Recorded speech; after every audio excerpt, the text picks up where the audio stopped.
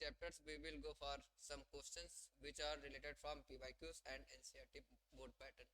So आगे आज हम बढ़ते हैं. चैप्टर नाम क्या बेटा? इलेक्ट्रोकेमिस्ट्री. आप हर एक टॉपिक को आराम आराम से पढ़ना है, तो कंटिन्यू करें यहीं से. चलो let's start. The chapter is what? Electrochemistry. चलो चैप्टर का नाम क्या बेटा? Electrochemistry. The lesson is electro. ये हमारा सेकंड चैप्टर है. क्या बेटा यार? सेकंड चैप्टर है इलेक्ट्रोकेमिस्ट्री. इलेक्ट्रोकेमिस्ट्री.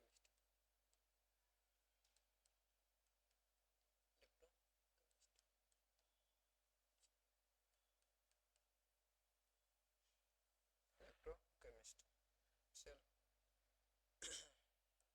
आई थिंक ये कलर आपको विजुअल ज़्यादा अच्छा से नहीं हो रहा होगा, इस कलर को हम यूज करते हैं. तो ये चैप्टर नाम क्या बेटा? इलेक्ट्रोकेमिस्ट्री. तो स्टार्टअप करते हैं. इलेक्ट्रोकेमिस्ट्री आई कहाँ से, इसका यूज क्या था हमारे फील्ड में, और इसको हम क्यों पढ़ते हैं. ठीक. तो देखो यार, बहुत सारी केमिकल रिएक्शंस होती थी. केमिकल रिएक्शंस का एक सिंपल सा फंडा था. Chemical reaction. Chemical reaction.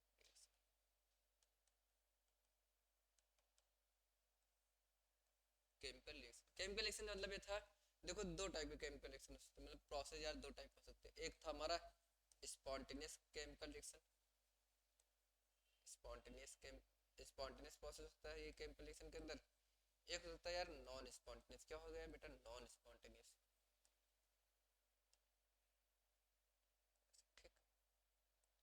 Non spontaneous. Spontaneous मतलब जो रिएक्शन क्या होगा बेटा, अपने आप से खुद चलेगी. मतलब वो रिएक्शन क्या होगा, उसके लिए, उसको होने के लिए कोई भी एक्सटर्नल कंडीशन की जरूरी नहीं है. वो रिएक्शन अपने आप से खुद चलेगी. ठीक.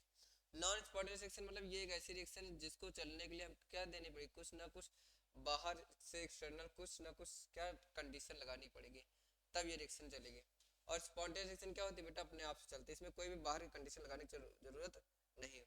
वो रिएक्शन अपने आप से आगे खुद प्रोसीड करेगी. That is spontaneous reaction. ठीक. स्पॉन्टेनियस रिएक्शन की बात करेंगे यार, इसके लिए गिब्स फ्री एनर्जी क्या होते हैं? नेगेटिव. और इसके लिए गिब्स फ्री एनर्जी क्या होते हैं? पॉजिटिव. ठीक. चलो समझते हैं. स्पॉन्टेनियस रिएक्शन जो क्या होते हैं बेटा, जो ऑलरेडी रिएक्शन प्रोसीड होकर क्या प्रोड्यूस करते हैं? Chemical energy. क्या मिलती है? Chemical energy. स्पॉन्टेनियस रिएक्शन आगे चलकर क्या प्रोड्यूस करते हैं? Chemical energy. Produces chemical energy. Chemical energy. ये रिएक्शन ऑटोमेटिक चलकर क्या देती है? Chemical energy. और there are some non spontaneous reaction जो क्या होते हैं, ऑलरेडी अपने आप से चलते नहीं, उनके लिए हमको क्या देनी पड़ती है? इलेक्ट्रिकल एनर्जी खुद दे. तो जब इलेक्ट्रिकल एनर्जी देंगे तब वो रिएक्शन आगे प्रोसीड करेगी. इलेक्ट्रिकल एनर्जी मतलब वो रिएक्शन अपने आप से न चलकर उसको चलाने के लिए हमको क्या बाहर से इलेक्ट्रिकल एनर्जी देनी पड़ रही है. क्या देनी पड़ रही है? Electrical energy. और बहुत सारी ऐसी रिएक्शन जिसमें ऑलरेडी इलेक्ट्रिकल एनर्जी मिलती है. ठीक. तो यहाँ पर आप देखेंगे दो चीज आ गई, एक केमिकल एनर्जी हो गई, एक इलेक्ट्रिकल एनर्जी. मतलब बहुत सारे ऐसे स्पॉन्टेनियस रिएक्शन जो ऑलरेडी खुद चलकर क्या देते हैं? केमिकल एनर्जी उसमें से मिलती है. और बहुत सारे ऐसे नॉन स्पॉन्टेनियस रिएक्शन है जिसको चलाने के लिए हमको क्या खुद देना पड़ता है? Electrical energy. क्या देना पड़ता है? Electrical energy. चलो अब ये थोड़ा उसका बैकग्राउंड था, अगर नहीं समझ में बहुत बड़ी दिक्कत की बात नहीं. हम अब स्टार्ट करते हैं अपना चैप्टर. क्या है? इलेक्ट्रोकेमिस्ट्री. ठीक. तो फर्स्ट हेडिंग इज इलेक्ट्रोकेमिस्ट्री, क्योंकि हमको पहले क्या समझना बेटा? इलेक्ट्रोकेमिस्ट्री क्या है. ठीक. इलेक्ट्रोकेमिस्ट्री. ठीक. आराम आराम से एक एक टॉपिक को क्लियर करते हुए चलते हैं, बिना कोई जल्दबाजी के. ठीक. क्योंकि हम क्या रियो ओलंपिक में दौड़ तो रहे नहीं. ठीक. समय कम है तब भी क्या करेंगे? बहुत आराम से पढ़ेंगे, कम टॉपिक पढ़ेंगे, बट जितने भी पढ़ेंगे सॉलिड पढ़ेंगे. ठीक. उसकी टेंशन न लीजिए. अब देखो यार, इलेक्ट्रोकेमिस्ट्री में आपको सिंपल से दिख रहा है बेटा, there are two terms, electro and chemistry, है कि नहीं? इलेक्ट्रोकेमिस्ट्री क्या है बेटा? दो टर्म से मिलकर बनता है. कितने टर्म से मिलकर बनता है यार? दो टर्म से. क्लियर? इलेक्ट्रोकेमिस्ट्री दो टर्म से मिलकर बनता है, electro and chemistry. Electro that is electrical energy. क्या होता है बेटा? Electrical energy. एंड केमिस्ट्री मतलब केमिकल एनर्जी. समझते हैं? Electrical energy, energy.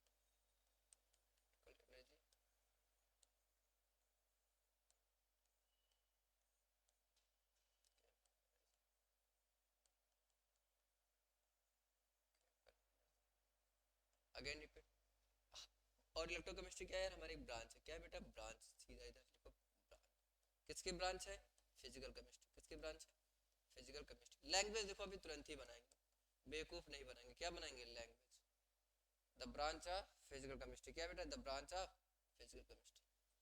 The branch of physical chemistry which deals with the, जो क्या करेगी, डील करेगी, किसके साथ डील करेगी, conversion of electrical energy to chemical agent, chemical agent to electrical energy.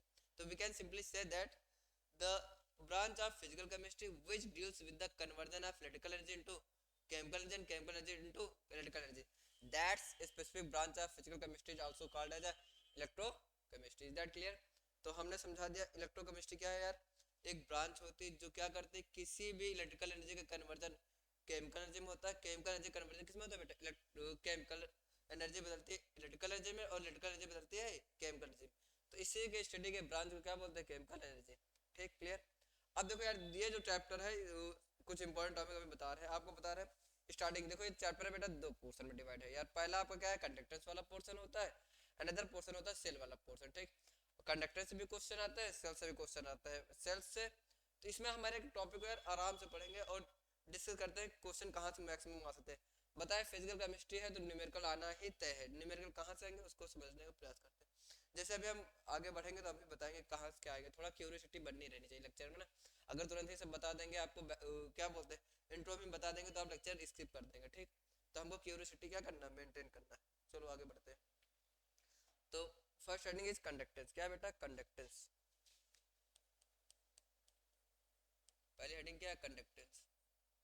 चलो समझते हैं कंडक्टेंस क्या है यार। ये बेसिक टर्म्स हैं जिनका भी आपको यूज होगा। ठीक, ये जैसे कोई सोल्यूशन, क्या बेटा, solution.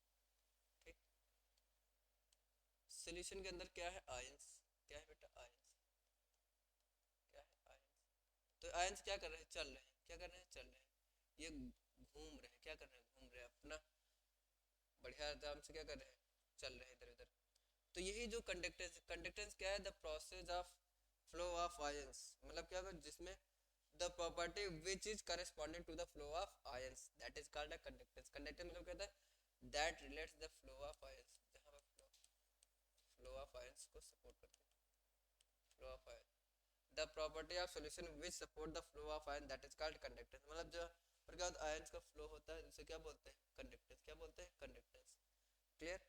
the property of solution which is responsible for the flow of ions, that is called conductance, it is denoted by G। किससे डिनोट करते हैं बेटा, G से।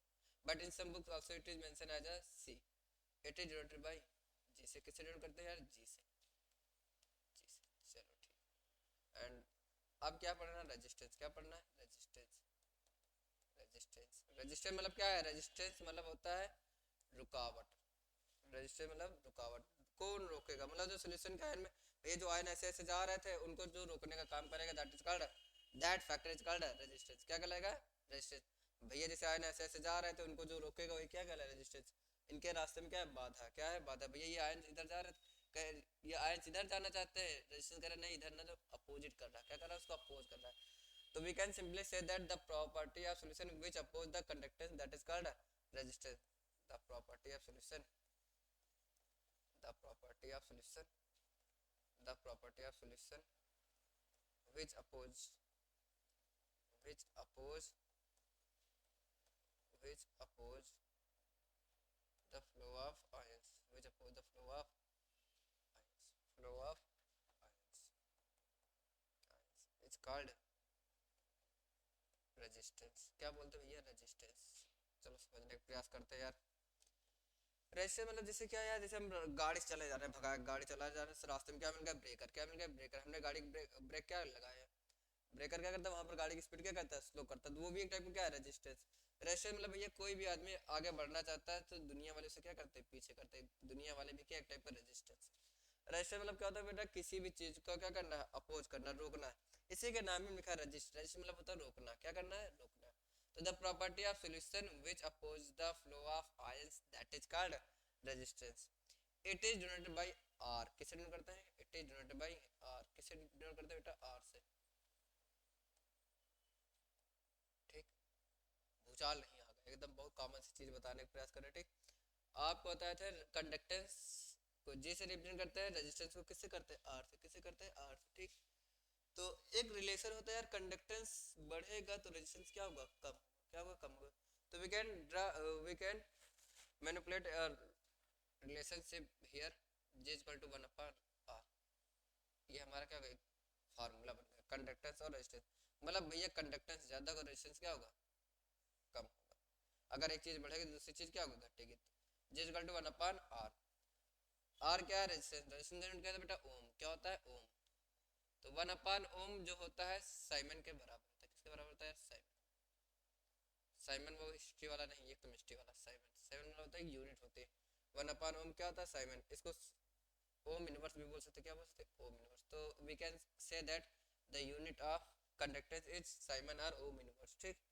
इन some book it's also mention as a mho. क्या बोलते हैं यार, मोह, ठीक।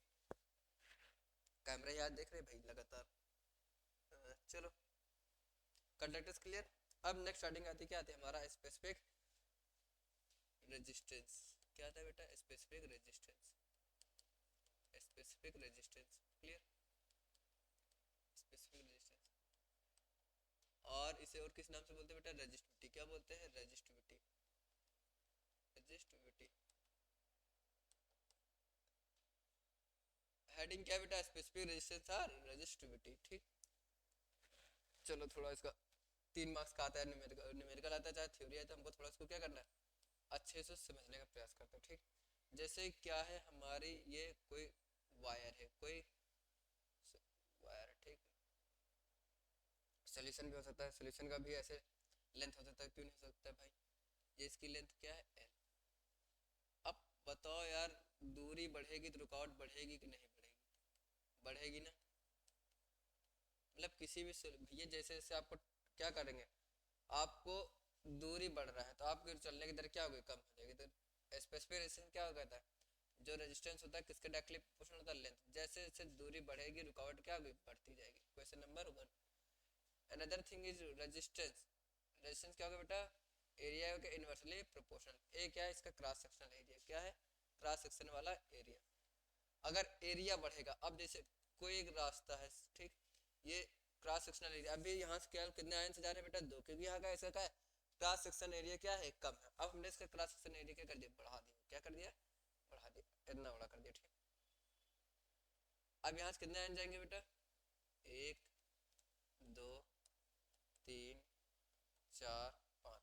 अब देखो हमने क्या किया, क्रॉस सेक्शन एरिया बढ़ाया तो नंबर ऑफ आयंस का मूवमेंट क्या होगा, ज्यादा होगा। क्योंकि पहले पर जहां से 2 ही लोग जा पा रहे थे, अब कितने 4 से 5 आयन यहाँ से मूव कर सकते हैं। मतलब क्रॉस सेक्शनल एरिया बढ़ा तो क्या होगा, कंडक्टेंस बढ़ा, और कंडक्टेंस बढ़ा तो रेजिस्टेंस क्या हो गया, कम हो गया। तो ये 2 क्वेश्चन समझ में आए, कहाँ से लिए, ठीक। फिर देखते हैं बाद में बताते हैं। हाँ, 1 घंटा, ओके। रेजिस्टेंस क्या कर, जैसे जैसे रेजिस्टेंस बढ़ेगा तो लेंथ क्या होगा, बढ़ेगा। और हाँ, क्रॉस सेक्शनल एरिया बढ़ेगा तो रेजिस्टेंस क्या होगा, कम होगा। ये now from question 1 2, now combining question 1 and 2, दोनों क्वेश्चन क्या कर रहे हैं, कंबाइन कर रहे हैं। Now combining question 1 and 2, question 1 and 2 को कंबाइन कर रहे हैं तो क्या बन जाएगा बेटा, एक रेजिस्टेंस लेंथ के डायरेक्टली प्रोपोर्शनल है, और फिर क्या, क्रॉस सेक्शनल एरिया। तो इसको कंबाइन करेंगे क्या बन जाएगा, आर, एक रेजिस्टेंस ले लो, 1/a, क्लियर। अब बताना बेटा, प्रोपोर्शनलिटी का साइन जाता है तो कौन आता है, कौन आता है, मैं धोनी थोड़ी बैटिंग करने आएंगे, क्या आएगा, कांस्टेंट। क्या आ जाएगा, कांस्टेंट। तो ये प्रोपोर्शनलिटी का साइन गैर क्या है, बराबर आए, कांस्टेंट आए, और L into 1/a, clear.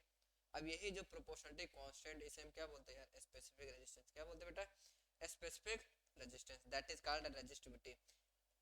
Confuse नहीं होइएगा यार, कभी कभी बुक में लिख देते हैं स्पेसिफिक रेजिस्टेंस को डिफाइन कीजिए, कभी कभी कहते हैं स्पेसिफिक रेजिस्टिविटी क्या है। तो आप हर एक नाम से परिचित रहिए, ठीक।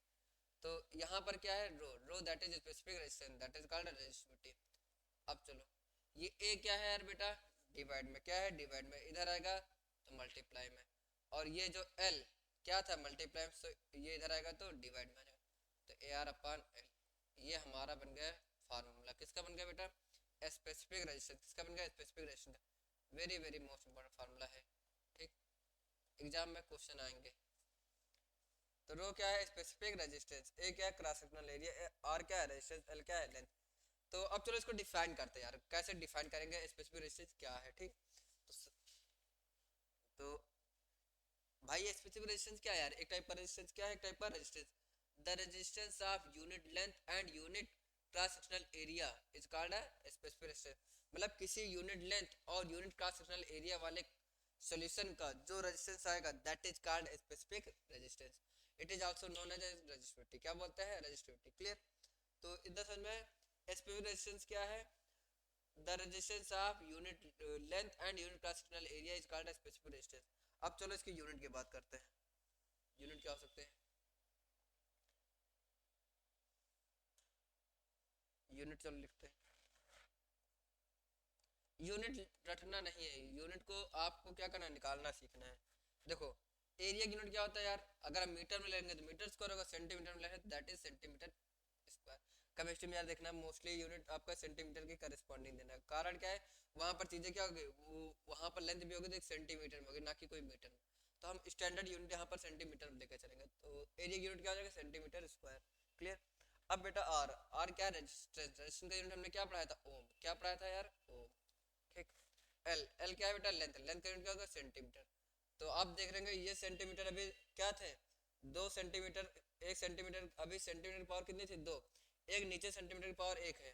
तो भैया जब कोई आदमी ऊपर 2 पावर लेकर बैठ रहा है और ये इसको क्या कर रहे हैं भैया, इनको खत्म करने का काम कर रहे हैं, इसके एक पावर से इसके एक पावर क्या करें खत्म कर देंगे, क्या बन जाएगा ओम इंटू सेंटीमीटर, क्या बन जाएगा ओम इंटू सेंटीमीटर, ये इसका क्या गया यूनिट, क्या गया यूनिट स्पेसिफिक रेजिस्टेंस का, क्लियर। तो ये हमारा था स्पेसिफिक रेजिस्टेंस और रेजिस्टिविटी, क्लियर समझ में आया। हमने क्या पढ़ाया था भाई, रेजिस्टेंस है लेंथ का डायरेक्टली प्रोपोर्शनल, तो क्वेश्चन नंबर 1। रेजिस्टेंस है क्रॉस सेक्शनल एरिया के इनवर्सली प्रोपोर्शनल, क्वेश्चन नंबर 2। दोनों क्वेश्चन को कंबाइन किया तो रेजिस्टेंस क्या होगा लेंथ का directly proportional cross sectional area के इनवर्सली प्रोपोर्शनल। अब प्रोपोर्शनलिटी का साइन गया तो बराबर आ गया, और क्या आ गया कांस्टेंट, कांस्टेंट क्या था रो, क्या था रो, रो ही हमारा क्या था proportionality constant that is called specific resistance, और से क्या बोलते हैं रेजिस्टिविटी। तो ए क्या था, अब इसी रो को फॉर्म में लेना है फार्मूला को, ए इधर था मल्टीप्लाई, इधर डिवाइड में था इधर मल्टीप्लाई में आ गया, एल क्या था मल्टीप्लाई में तो इधर आ गया डिवाइड में, इसे बोलते हैं स्पेसिफिक रेजिस्टेंस और रेजिस्टिविटी, क्लियर। तो again we explain the definition of specific resistance, that is the resistance of unit length and unit cross sectional area of any solution, that is called specific resistance or resistivity। Unit क्या होगी ओम into centimetre, clear. चलो आगे बढ़ते हैं, अब हमारा यहाँ से स्पेसिफिक रेजिस्टेंस क्लियर, ठीक। किसी को कोई क्वेश्चन हो पूछ लीजिएगा। नेक्स्ट हमारा क्या था स्पेसिफिक कंडक्टेंस, क्या था यार स्पेसिफिक कंडक्टेंस, ठीक। स्पेसिफिक कंडक्टेंस बहुत जल्दी आपके इस तीनों चैप्टर के यार क्वेश्चन लेके आएंगे, आप क्वेश्चन नहीं घबराएंगे सर क्वेश्चन लेके आएंगे नहीं लेके आएंगे, हमने वादा किया तो निभाएंगे, ठीक। क्योंकि we are very loyal for my subject, ठीक। Specific conductance we are near I am also, ठीक। स्पेसिफिक कंडक्टेंस, स्पेसिफिक कंडक्टेंस क्या होता है भैया, जिस तरह भी इससे पहले क्या पढ़ा है रेजिस्टेंस, रेजिस्टेंस क्या होता है कंडक्टेंस का रेसिप्रोकल होता है, उसी प्रकार जो स्पेसिफिक कंडक्टेंस क्या होगा स्पेसिफिक रेजिस्टेंस का क्या होगा रेसिप्रोकल। चलो तो reciprocal of the reciprocal of the reciprocal of specific resistance, the reciprocal of specific resistance, the reciprocal of specific resistance is called a specific conductance, is called a specific conductance, clear। मतलब जो specific resistance होगा उसी का reciprocal क्या होगा यार specific conductance. For example जैसे हमने क्या पढ़ाया था 1/रो है, रो हमारा क्या था स्पेसिफिक रेजिस्टेंस, इसी का रेसिप्रोकल क्या कहलाएगा स्पेसिफिक कंडक्टेंस, को किसे लिखते हैं कप्पा से, किसे लिखते हैं कप्पा से, ठीक। That is the specific conductance. और से क्या बोलते हैं कंडक्टिविटी, किस नाम से जानते हैं यार कंडक्टिविटी। आपको हम हर एक चीज को बताने का प्रयास करेंगे जिससे क्या होगा आपको कंफ्यूजन न क्रिएट हो, ठीक। पता चला इस बुक में वो पढ़ रहा है उस बुक में वो पढ़ रहा है, पता नहीं किस बुक में क्या पढ़ रहा है, ठीक। तो अब चलो आगे आते हैं 1/रो, रो क्या होता है यार स्पेसिफिक रेजिस्टेंस, क्या होता है स्पेसिफिक रेजिस्टेंस। तो from previous slide you can write the value of rho, rho that is क्या AR/L, L नीचे जाएगा तो कहाँ चलेगा ऊपर, अब इसी को सॉल्व कर लो यार, L upon A into one upon R लिख सकते हैं ना, ठीक। अब यार जो एल अपान ए होता है इसे हम बोलते हैं सेल कांस्टेंट, क्या बोलते हैं यार, सेल कांस्टेंट जी स्टार, ठीक। और वन अपान आर क्या है, कंडक्टेंस, तो इसको हम क्या लिखते हैं, जी स्टार इंटू जी, क्लियर। ये हमारा क्या है, नया फार्मूला बन गया, ठीक, स्पेसिफिक कंडक्टेंस का, क्लियर भाई। एल अपान ए क्या होगा, सेल कांस्टेंट, और वन अपान आर क्या होगा, कंडक्टेंस। चलो सर सेल कांस्टेंट बता ही देते हैं, नहीं तो कभी कभी क्वेश्चन आता है सेल कांस्टेंट क्या होता है। फिर सेल कांस्टेंट मतलब होता है यार, जे स्टार होता है एल अपान ए, यूनिट भी निकल के देते हैं, यूनिट। लेंथ का यूनिट क्या होता है सेंटीमीटर, एरिया यूनिट का सेंटीमीटर स्क्वायर, तो यूनिट क्या हो गया सेंटीमीटर इनवर्स। भाई यहाँ से सेंटीमीटर सेंटीमीटर और कट जाएगा, सेंटीमीटर बचेगा तो क्या बन जाएगा सेंटीमीटर इनवर्स, इनवर्स लिखा है भैया इनवर्स, ठीक। हाँ, तो सेंटीमीटर अपान सेंटीमीटर स्क्वायर, तो सेंटीमीटर इनवर्स। अच्छा डिफरेंशियल अगर लिखना चाहेंगे तो the ratio of unit length and unit cross sectional area of any solution that is called specific sorry cell constant, क्या कहलाएगा सेल कांस्टेंट, क्लियर। अब इसका यूनिट निकाल लेते, इसका भी निकाल लेते हैं यूनिट। अभी पढ़ाए थे स्पेसिफिक रेजिस्टेंस, स्पेसिफिक रेजिस्टेंस का यूनिट क्या पढ़ाए थे, ओम इंटू सेंटीमीटर, क्या पढ़ाए थे ओम इंटू सेंटीमीटर, तो C one upon ohm into centimetre को सॉल्व कर लो, बस आ जाएगा आपका unit, ohm into centimetre upon ohm into centimetre. चलो वन अपान ओम को हमने क्या पढ़ा है साइमन, क्या पढ़ा है साइमन, सेंटीमीटर पर गया साइमन सेंटीमीटर इनवर्स, ये आ गए हमारे यूनिट, किसकी आ गई unit, specific conductance or conductivity, clear. यहाँ से हमारे ये भी कॉन्सेप्ट क्या हो गया क्लियर हो गया, ठीक। स्पेसिफिक कंडक्टेंस खत्म। अब चलते हैं अगले नेक्स्ट टॉपिक की ओर, स्पेसिफिक भाई स्पेसिफिक रेजिस्टेंस पढ़ लिया, स्पेसिफिक कंडक्टेंस पढ़ लिया, क्या पढ़ेंगे मोलर कंडक्टिविटी, क्या पढ़ेंगे यार मोलर कंडक्टिविटी, क्या पढ़ेंगे मोलर कंडक्टिविटी, मोलर कंडक्टिविटी। समझ में आ रहा है, आराम आराम से पढ़ते रहो भाई साथ में, ना समझ में पैसा वापस ना, कहीं सर कैसे पैसा वापस करेंगे, पैसा वापस करने के लिए क्या चाहिए आपका, आधार कार्ड, राशन कार्ड, जन्म प्रमाण पत्र और आय प्रमाण पत्र, जो मिलेंगे नहीं सारे, ठीक। इस सॉल्यूशन का वॉल्यूम क्या है यार VML, क्या है बेटा VML ऑफ सॉल्यूशन, इस सॉल्यूशन का वॉल्यूम क्या है VML, क्या है VML। और इसमें क्या करना है यार, one mole of electrolyte, one mole of electrolyte, one mole of electrolyte को क्या कर रहे हैं डिसॉल्व कर रहे हैं, क्या कर रहे हैं डिसॉल्व कर रहे हैं। तो जब किसी भी VML ऑफ सॉल्यूशन में when one mole of electrolyte, when a one mole of electrolyte is dissolved in VML of solution, in VML of solution, then the produced conductivity is called a molar conductivity, क्या बोलेंगे molar conductivity, लिखते हैं यार इसको किसी लिखा जाता है यार लेमडा से, when one mole of electrolyte।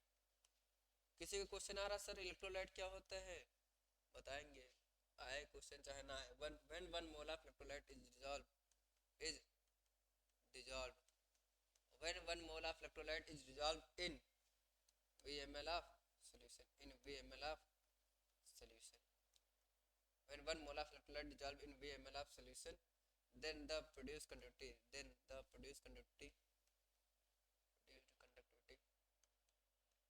then the produced conductivity is called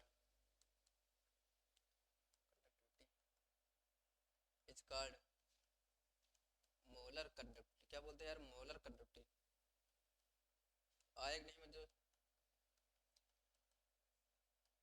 ठीक। यही हमारा क्या है मोलर कंडक्टिविटी, ठीक। मोलर कंडक्टिविटी क्या है कि यार किसी भी VML ऑफ सॉल्यूशन में, किसी भी VML ऑफ सॉल्यूशन में, किसी भी VML ऑफ सॉल्यूशन में जब वन मोल ऑफ इलेक्ट्रोलाइट, जब VML one mole of electrolyte को डिसॉल्व करते हैं तो जो प्रोड्यूस कंडक्टिविटी होती है उसे क्या बोलते हैं मोलर कंडक्टिविटी। चलो इसके फार्मूला लिखने का प्रयास करते हैं। चलो पहले इसके तीन फार्मूले लिखा देते हैं आपको, एक फार्मूला से क्या ही मजा आएगा, ठीक। लेमडा एम बराबर क्या होता है के 1000 अपान एम, एक फार्मूला ये बन गया। एक लेमडा एम होता है के अपान 1000 इंटू एम, एक होता है लेमडा एम के अपान एम, ठीक। अब समझते हैं कौन सा फार्मूला किस, ये जब ये फार्मूला कब लिखेगा बेटा, जब यूनिट होगी siemens centimetre square mole inverse, ठीक। ये कब लगेगा siemens siemens metre square mole inverse, ठीक। और ये फार्मूला कब लगेगा जब siemens decimetre square mole inverse, ठीक। अच्छा मैं इसकी यूनिट भी निकालना सिखा देता यार, कैसे निकालोगे यूनिट, रटना नहीं ठीक। जहाँ पर लेमडा एम क्या है, मोलर कंडक्टिविटी, के क्या है, specific conductance that is conductivity, और एम क्या है, मोलरिटी। इससे पहले लेक्चर में क्या पढ़ाया था, मोलरिटी। क्या पढ़ाया था, मोलरिटी। क्या है मोलरिटी, मोलरिटी है the number of moles of solute dissolve in 1 litre volume of solution, that is called a molar conductivity. Clear. चलो तुम लोग कहोगे सर हमको यूनिट रटा रहे हैं ना, काहे यार हम रटाएंगे यूनिट, हम खुद ही नहीं रटे, तुमको काहे रटाएंगे। ठीक, समझने का प्रयास करते हैं ना। अच्छा यार देखो, लेमडा बराबर, लेमडा एम बराबर के 1000 अपान एम है।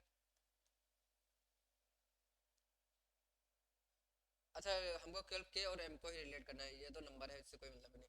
कप यूनिट में क्या पढ़ा यार, साइमन सेंटीमीटर इनवर्स। ठीक, अब एम, एम क्या है, मोलरिटी। मोलरिटी की यूनिट क्या होती है, मोल पर लीटर। और लीटर क्या लिख सकते हैं, जब एक लीटर को एक मीटर क्यूब लिख सकते हैं, एक सेंटीमीटर क्यूब नहीं लिख सकते, तो मोल इंटू सेंटीमीटर की पावर 3। मोल सेंटीमीटर की पावर माइनस क्या हो जाएगा, 3। अब ये -3 ऊपर जाएगा, क्या बनेगा, सेंटीमीटर की पावर +3। साइमन सेंटीमीटर -1 +3 इंटू मोल इनवर्स। ठीक, तो यूनिट क्या बन गया, Simon centimetre square mole inverse. ये क्या बन गया हमारा यूनिट स्पेसिफिक। तो क्या होगा, मोलर कंडक्टिविटी। क्या बन गया, मोलर कंडक्टिविटी। क्लियर, ये हमारा मोलर कंडक्टिविटी का कॉन्सेप्ट। क्लियर। अब बढ़ते क्या पढ़ेंगे यार, इक्विवेलेंट कंडक्टिविटी। क्या पढ़ेंगे, इक्विवेलेंट कंडक्टिविटी। थोड़ा जल्दी जल्दी करते हैं ना, नेट बहुत आराम आराम चल रहा है ना। इक्विवेलेंट कंडक्टिविटी,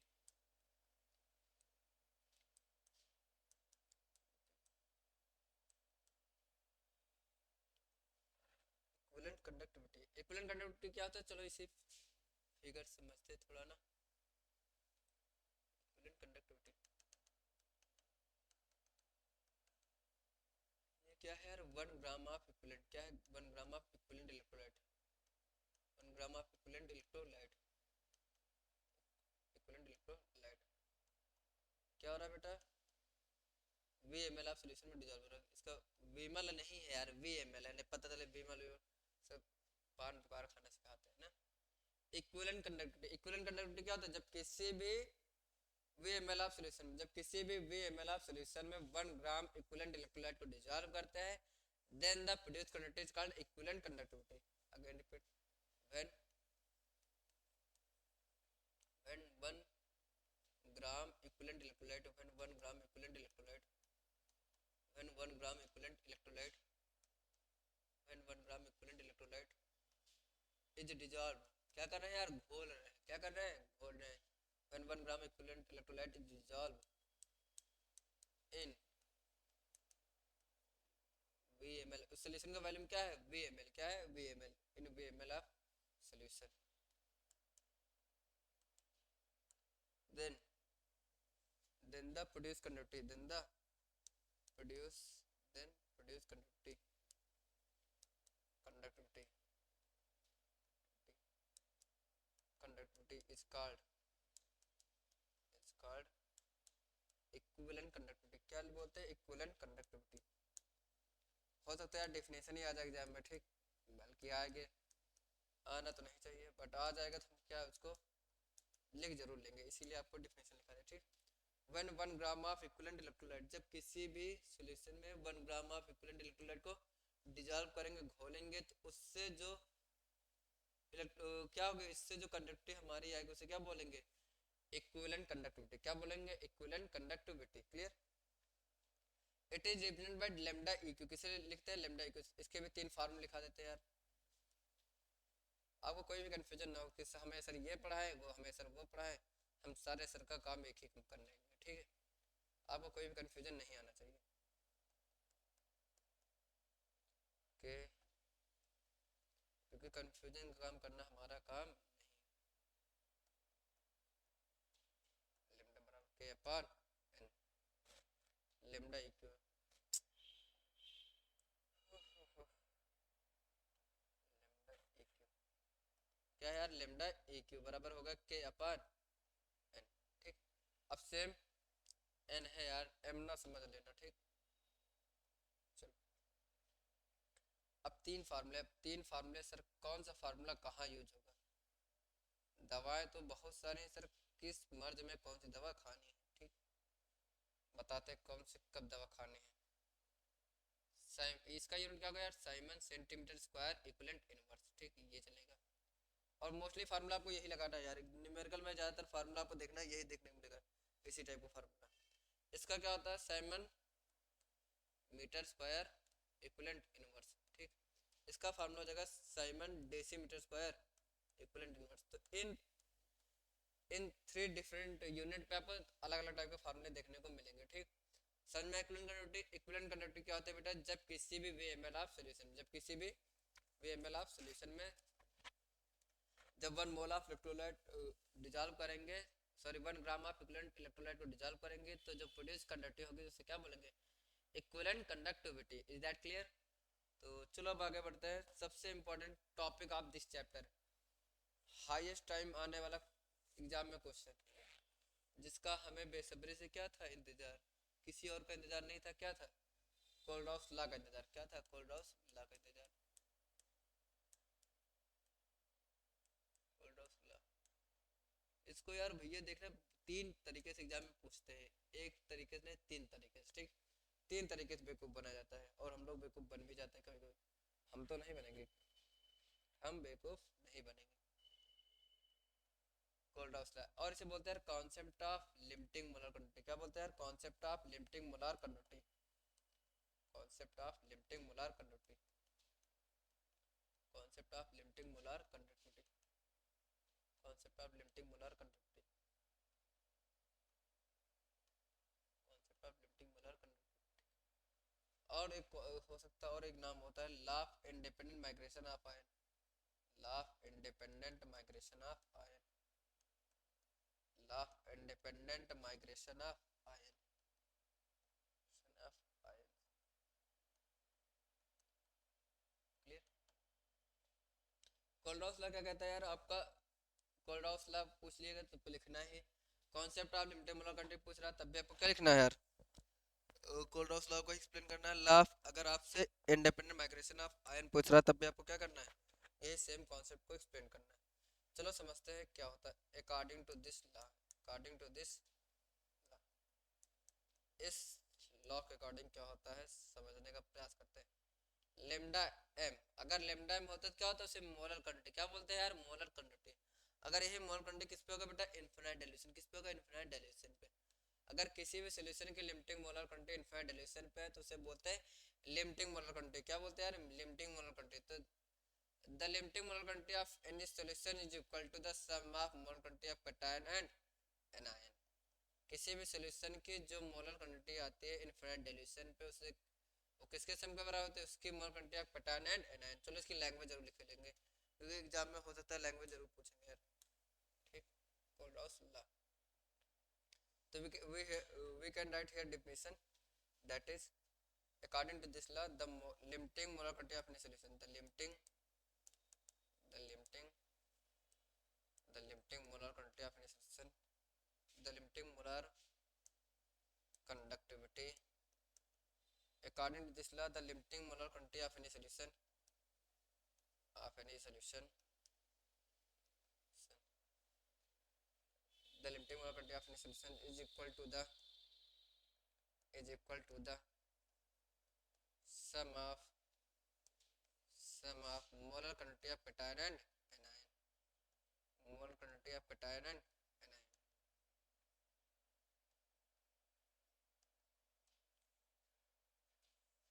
किसी भी सॉल्यूशन की जो मोलर क्वांटिटी होगी उसकी कैटायन और एनायन की सम के बराबर होगी। इसे हम क्या बोलते हैं, कोलराउस का रूल। क्या बोलते हैं, कोलराउस लॉ ये कहता है। ये देखो ये क्या है, लिमिटिंग मोलर क्वांटिटी। क्या है यार, लिमिटिंग मोलर क्वांटिटी। डिफिनीशन बनाना सीखो, ठीक, क्योंकि बैको बनाना हम नहीं सिखाते। क्या सिखाते हैं, डिफिनीशन। लिमिटिंग मोलर कंडक्टिविटी,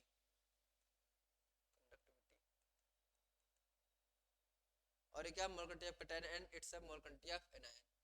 तो according to this law the limiting molar quantity of cation and anion का सम जो होता है लिमिटिंग मोलर क्वांटिटी के बराबर होता है। क्लियर, ये हमारा था। चलो इससे कुछ हम जनरलाइजेशन सेट करते हैं, ठीक, क्योंकि न्यूमेरिकल आ जाता है तब थोड़ा दिक्कत होती है। तो some generalization we here discuss, that is, जैसे अगर आपको पूछे लिमिटिंग, आप कैलकुलेट कीजिए molar quantity of cation and anion. जैसे हमको कह दिया लेमडा मोलर AlCl3 की आपको क्या निकालना है, मोलर क्वांटिटी। क्या निकालना है, मोलर क्वांटिटी। जैसे इसका निकालना है तो पहले क्या करो, एल्युमिनियम, एल्युमिनियम किसमें, एल्युमिनियम क्लोराइड किसमें स्प्लिट होगा यार, Al3 प्लस में प्लस 3Cl माइनस में, तो इसका मोल कंटेंट क्या होगा, lambda molar Al3 plus plus 3 lambda molar Cl minus. Clear, ये हो गया। अब चलो लेमडा मोलर इन्फिनाइट Al2SO4 का होल थ्राइज, जैसे ये है तो ये किसमें स्प्लिट होगा यार, 2 एल्युमिनियम 3 प्लस में अलग डिसोसिएट होगा, plus 3 lambda molar SO4 2 minus में, तो इसका क्या गया, 2 लेमडा मोलर क्या हो जाएगा, Al2 plus plus 3 lambda molar SO4 2 minus, 3 lambda molar SO4 2 minus. ठीक, इस तरह ये स्प्लिट होते हैं, तो ये जरूर देख लेना स्प्लिट होना है। इसी डायरेक्ट क्वेश्चन, जैसे क्या क्वेश्चन क्या बन सकता है, calculate the mole content of AlCl3 का आपको एल्युमिनियम को दे देगा, Cl माइनस कर देगा, इनके मोल कंटेंट को आपस में सम कर देंगे तो ऐसे आ जाएगा। ठीक, तो इस तरह जनरलाइजेशन सेट किया जाता है मोल कंटेंट। क्लियर, तो ऐसे क्वेश्चन बनते हैं, बहुत इंपॉर्टेंट क्वेश्चन।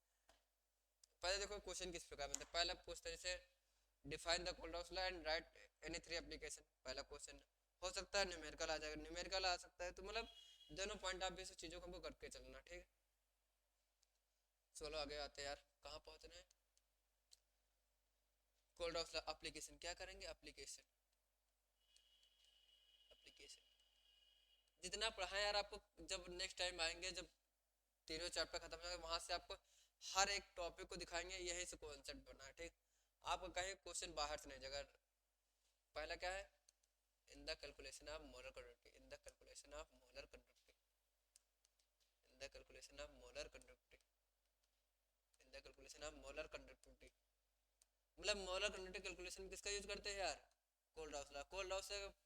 अच्छा, इससे पहले हम कोलरॉश लॉ, ये थोड़ा क्या होता है लिमिटिंग मोलर कंडक्टिविटी के बराबर बताने लगता है, मोलर कंडक्टिविटी तुमको निकालना आता है, पहले हमने फार्मूला डिराइव किया, बट ये क्या है, लिमिटिंग मोलर कंडक्टिविटी को एक्सप्लेन करता है कोलरॉश लॉ का, ये थोड़ी इसके लिए नई चीज थी। ठीक, फिर इन the calculation of, in the calculation of degree of dissociation, in the calculation of degree of dissociation, in the calculation of degree of dissociation, degree of dissociation. Clear, dissociation ये हमारा क्या था, सेकंड एप्लीकेशन। ये क्या हो जाएगा यार, alpha बरा अल्फा का degree of dissociation lambda molar C at lambda molar infinite, ये हमारा क्या फार्मूला बन जाएगा, मतलब एट एनी कंसंट्रेशन सी पे जो मोलर कंटेंट होगा विद लिमिटेड मोलर कंटेंट का रेशियो क्या बोलेंगे, डिग्री ऑफ डिसोसिएशन। वैसे डिग्री ऑफ डिसोसिएशन क्या होता है, मतलब कितने टोटल नंबर ऑफ आयंस होते हैं, कितने टोटल नंबर ऑफ आयंस से डिसोसिएट होते हैं, उनका रेशियो होता है डिग्री ऑफ डिसोसिएशन। तो डिग्री ऑफ डिसोसिएशन के कैलकुलेशन में किसका रोल है सबसे बड़ा, कोलरॉश लॉ, किसका रोल है सबसे बड़ा, कोलरॉश लॉ का। क्लियर,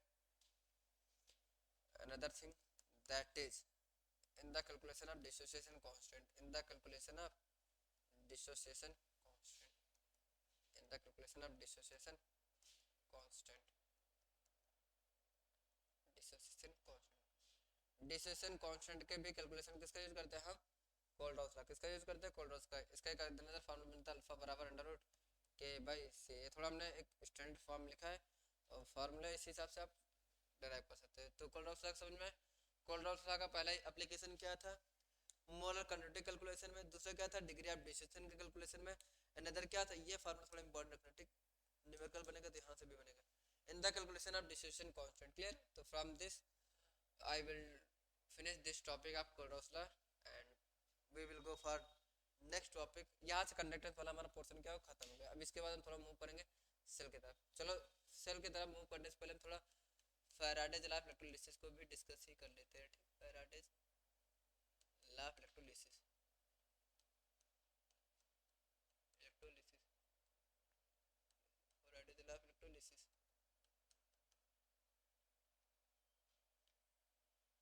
पहले फर्स्ट लॉ, फर्स्ट लॉ क्या कहता है यार, ठीक, फर्स्ट लॉ फैराडे लॉ क्या, देखो यार W, W यहाँ पर वर्क करें, W बराबर Q,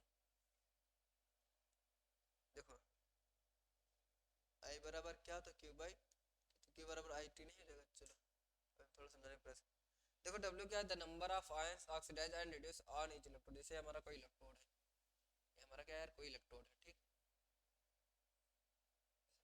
कैथोड भी हो सकता है एनोड। इलेक्ट्रोड क्या है, तो ये मेटालिक सरफेस होती है जिस पर दो टाइप की रिडॉक्स रिएक्शन होती है। क्या होता है रिडॉक्स रिएक्शन, मतलब इलेक्ट्रोड का एक टाइप की मेटालिक सरफेस होती है जिस पर क्या होती है रिएक्शंस होती है। कौन सी रिएक्शन होगी, मेनली रिडॉक्स रिएक्शन। तो ये एक टाइप का इलेक्ट्रोड है, ये इलेक्ट्रोड है, ठीक।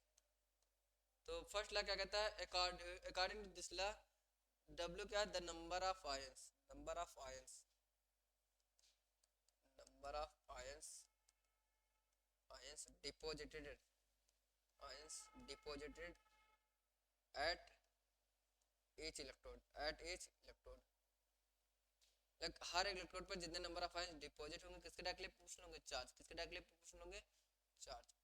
मतलब जितने नंबर ऑफ आयंस डिपॉजिट होंगे हर एक इलेक्ट्रोड पर किसके डायरेक्टली प्रोपोर्शनल है, चार्ज, किसके डायरेक्टली प्रोपोर्शनल है, चार्ज के अकॉर्डिंग टू फर्स्ट लॉ। अब इसको थोड़ा आगे सॉल्व करते हैं।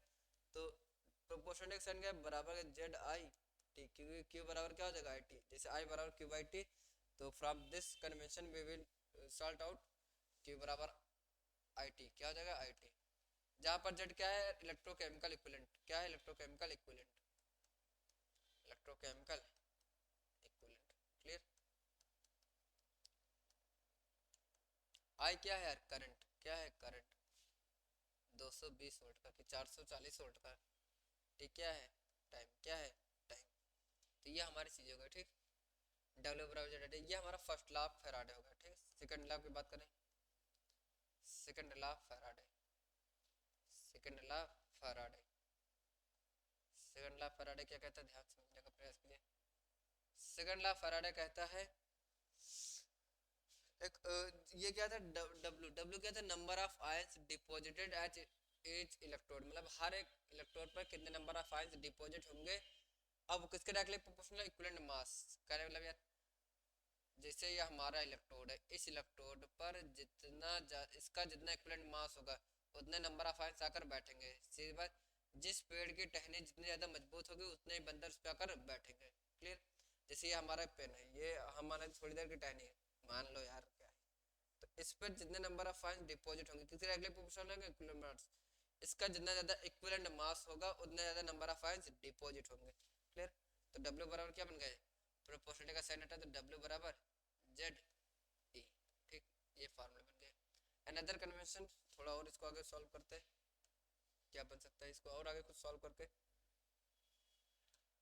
तो अब यहाँ पर क्या गया, अगर हम W1 अपान E1 कर लेंगे, W2 भाई क्योंकि जेड का इलेक्ट्रोकेमिकल इक्विवेलेंट, अगर इसको अपान में लेंगे तो W बराबर क्या होगा, W upon Z equal to E, W by E equal to Z, Z क्या है कांस्टेंट इलेक्ट्रोकेमिकल इक्विवेलेंट है। तो W by 1 upon E1, W2 by E2 बराबर W3 by E3, dot dot dot क्या बन जाएगा WN अपान EN। तो ऐसा रिलेशन भी डेवलप किया जाता है यहाँ से, ठीक। ये तो फैराडेज ऑफ इलेक्ट्रोलिसिस की बात थी, क्लियर, समझ में आ रहा है। तो लैंग्वेज लिखना चाहेंगे तो बहुत सिंपल से लिख सकते हैं, the number of ions deposit at each electrode is directly proportional to the equivalent mass, clear. ये हमारा क्या था सेकंड, ये फैराडेज लॉ ऑफ इलेक्ट्रोलिसिस यहाँ से कंप्लीट होगा, ठीक। आज के बाद नेक्स्ट पोर्शन आता है हमारा सेल वाला, क्या आता है पोर्शन सेल। अब यहीं से हमारा सेल की शुरुआत होती है, ठीक। सेल,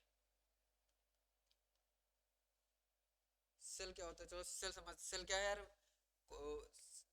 सेल एक टाइप के क्या है सोर्स होते हैं। चलो समझते सेल, सेल बेसिकली क्या करते हैं, कन्वर्जन करते हैं, क्या करते हैं कन्वर्जन, कभी इलेक्ट्रिकल एनर्जी को केमिकल एनर्जी करते हैं, कभी केमिकल एनर्जी को इलेक्ट्रिकल एनर्जी कन्वर्ट करते हैं। तो there are two type of cell, चलो समझते हैं कौन सा, electrical energy, electrical energy, chemical energy, chemical energy, chemical energy. देखो अगर कोई सेल इलेक्ट्रिकल एनर्जी को केमिकल एनर्जी में बदल रहा है, that is called electrolytic cell. क्या बोलेंगे यार इसको, इलेक्ट्रोलिटिक सेल, इलेक्ट्रोलिटिक सेल, ठीक। और अगर कोई सेल केमिकल एनर्जी को इलेक्ट्रिकल एनर्जी में बदल रहा है, that is called electrochemical cell. क्या बोलेंगे, इलेक्ट्रोकेमिकल सेल, मतलब the type of cell which converts electrical energy into chemical energy, that is called electrolytic cell, and the type of cell which converts electrochemical cell into, sorry, chemical energy को electrical energy में ले जा रहा है तो electrochemical cell, और electrical energy को chemical energy में ले जा रहा है तो उसे क्या बोलते हैं, इलेक्ट्रोलाइटिक सेल। क्लियर। चलो अब आगे बढ़ते हैं। ये हमारा क्या था, सेल, क्या था, सेल। क्लियर। अब यहाँ से हम बात करते हैं, आगे बढ़ते हैं, डेनियल सेल। क्या होता है डेनियल सेल, गैल्वेनिक सेल का थोड़ा, galvanic cell exactly, galvanic cell होता क्या है?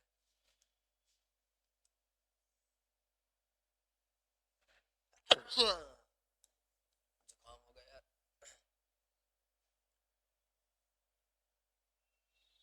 ये हमारा कोई कंटेनर है, ठीक।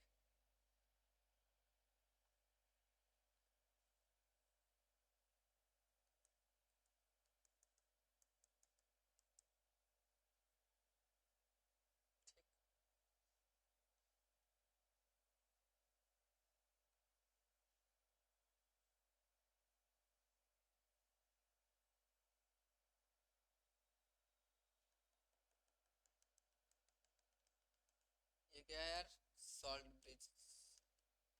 सॉल्ट ब्रिज में क्या भरा होगा, एक इलेक्ट्रोलाइटिक सॉल्यूशन। क्या भरा होगा, इलेक्ट्रोलाइटिक सॉल्यूशन। वो इलेक्ट्रोलाइटिक सॉल्यूशन किसका होगा, बता रहे हैं, इलेक्ट्रोलाइटिक सॉल्यूशन।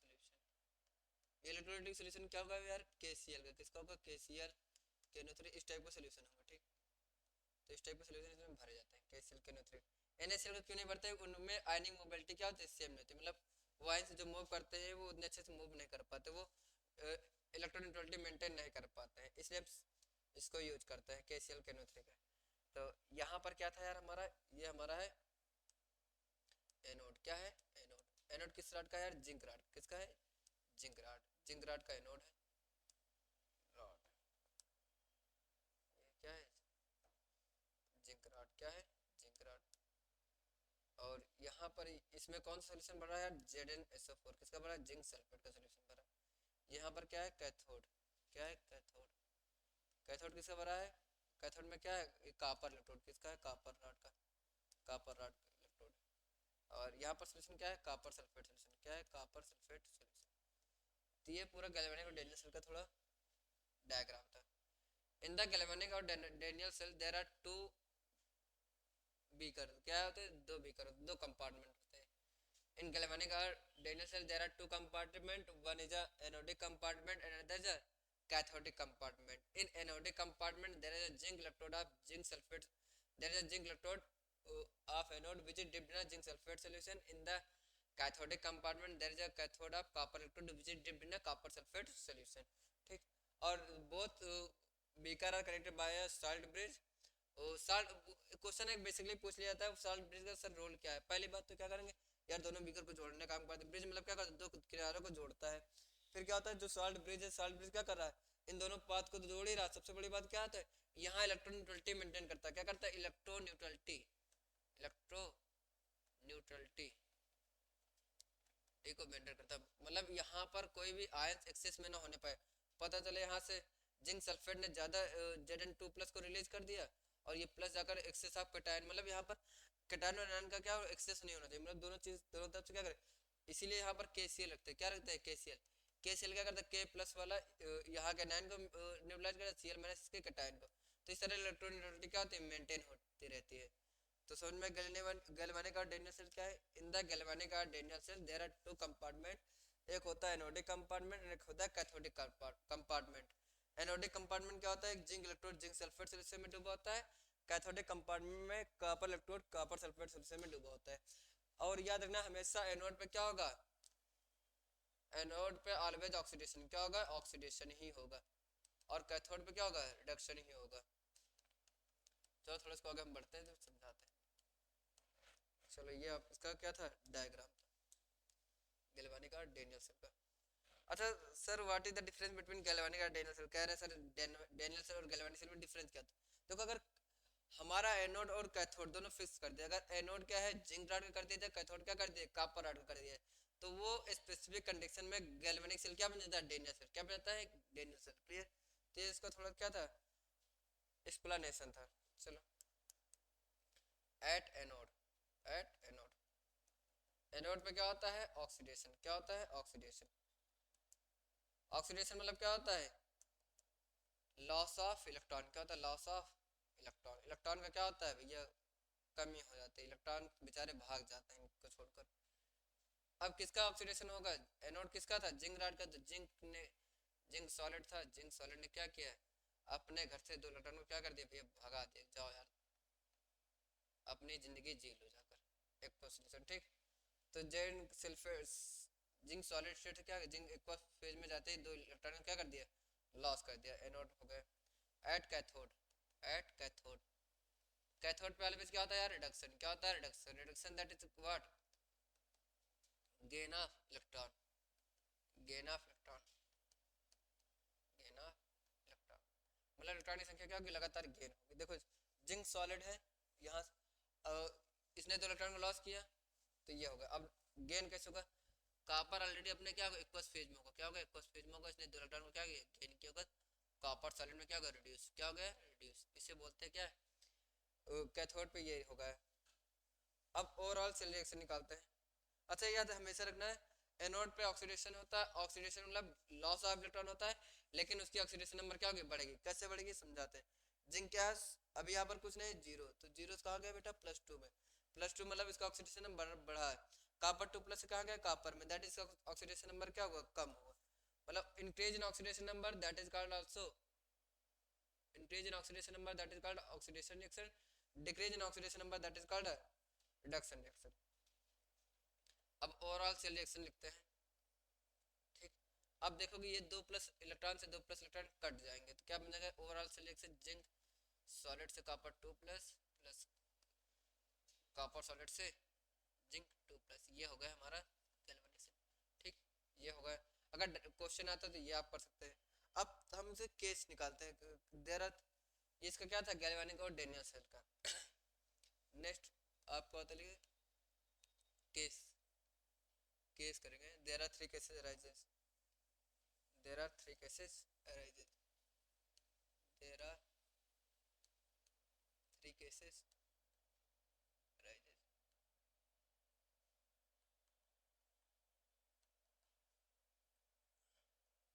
यहाँ पर 3 केस अराइज होते हैं। पहला केस क्या होता है, चलो समझते हैं। देखो अभी आपको हम पढ़ाएंगे ई सेल क्या होता है, ई नॉट सेल क्या है, लेकिन थोड़ा भी समझ लो। जैसे ई एक्सटर्नल, बाहर का पोटेंशियल क्या है, ज्यादा, अगर बाहर वाले सेल का पोटेंशियल क्या है, ज्यादा, और सेल का पोटेंशियल क्या है, कम है। अगर बाहर वाले सेल का पोटेंशियल ज्यादा है और अंदर वाले सेल का पोटेंशियल क्या है, कम। और याद रखना हमेशा गैल्वेनिक सेल का जो ए नॉट सेल आएगा दैट इज 1.1 वोल्ट। कितना आ जाएगा, 1.1 वोल्ट, हमेशा याद रखना। अगर एक्सटर्नल एमएफ बाहर का एमएफ ज्यादा हो और ई नॉट सेल, सेल का एमएफ क्या है, कम, तो इसे लिखते हैं केस नंबर 1, केस फर्स्ट। तो इलेक्ट्रॉन क्या होना चाहिए, इलेक्ट्रॉन जो नॉर्मल डायरेक्शन में मूव करना चाहिए, इलेक्ट्रॉन अपोजिट डायरेक्शन में मूव करते हैं। Electron moves, electron moves from copper two zinc, copper two zinc. और सेल कैसे बिहेव करेगा, इलेक्ट्रोकेमिकल। कैसे बिहेव करेगा, इलेक्ट्रोकेमिकल जैसा। सेल बिहेव एज इलेक्ट्रोकेमिकल ठीक। केस नंबर 2, केस नंबर 2 कहता है अगर ई एक्सटर्नल सेल का एमएफ ई नॉट सेल से क्या है, कम, मतलब बाहर वाले सेल का पोटेंशियल क्या है, अंदर वाले सेल से क्या है, कम, तो वो क्या होगा, electron moves, electron flow from, from zinc to copper. Electron कहाँ जाएंगे, जिंक से कॉपर की ओर जाएंगे। और सेल कैसे बिहेव करेगा, electrolytic. Cell behaves as electrolytic, cell behaves as electrolytic cell. Cell कैसे बिहेव करेगा, इलेक्ट्रोलिटिक सेल जैसे। Cell behaves as electrolytic cell. कभी कभी केसेस से भी क्वेश्चन पूछा जाता है और इम्पोर्टेंट है, इसलिए पढ़ते रहिए। केस नंबर 3, अगर ए नॉट सेल, सेल का एमएफ और बाहर का एमएफ दोनों क्या है, इक्वल। क्या है, इक्वल, तो वहां पर कोई भी सेल रिएक्शन नहीं होगी, no cell reaction occur. Cell में कोई भी रिएक्शन नहीं होगी, no cell reaction occur. Clear. तो इस तरह हमारा क्या होगा, सेल का पोर्शन क्या होगा, फिनिश हो गया। क्लियर। इस तरह से क्वेश्चन बनते हैं। तो यहाँ से गैल्वेनिक और डेनियल सेल हमारा फिनिश्ड। क्लियर। तो अब हम मूव करते हैं थोड़ा, ए नॉट सेल आ गया, ये एक्सटर्नल क्या हो गई, तो इन सब चीज़ों को थोड़ा आगे डिस्कस करते हैं। गर्मी हो रही है यार। इलेक्ट्रोड पोटेंशियल, इलेक्ट्रोड पोटेंशियल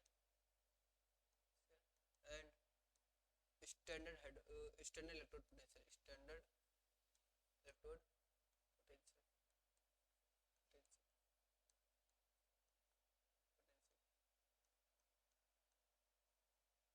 ठीक ठीक।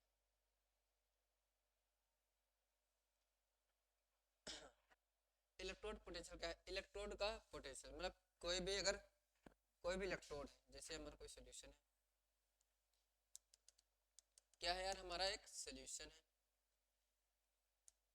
और इस इलेक्ट्रोलाइटिक सोल्यूशन में, इलेक्ट्रोलाइटिक सोल्यूशन में, इस इलेक्ट्रोलाइटिक सोल्यूशन में क्या करेंगे, 1 मोल ऑफ, सॉरी, जब इस इलेक्ट्रोलाइटिक सोल्यूशन में कोई भी हम एक इलेक्ट्रोड क्या करेंगे, एक इलेक्ट्रोड को क्या कर रहे हैं, डुबो रहे हैं, क्या कर रहे हैं, डिबो रहे हैं।